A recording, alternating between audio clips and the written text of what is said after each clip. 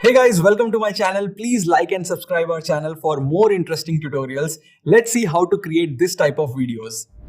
First, open the Play Store.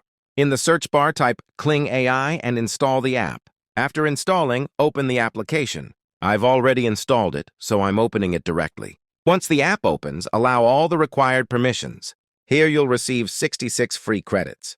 Tap on Claim, then sign in using your email or Google account. I'm signing in with my Google account. After signing in, this is how the app interface looks. Now, tap on AI Video. From here, select Motion Control. First, add the child's photo that you want to animate. Next, you'll see an option called Add Motion Video. Here, upload your reference motion video. After adding the reference video, select Standard Mode at the bottom. This is important because we only have 66 credits, so make sure your video duration is less than 20 Now seconds. tap on Generate.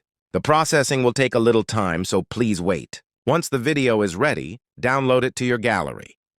And remember one important thing, space. With one Gmail account, you can generate only one video.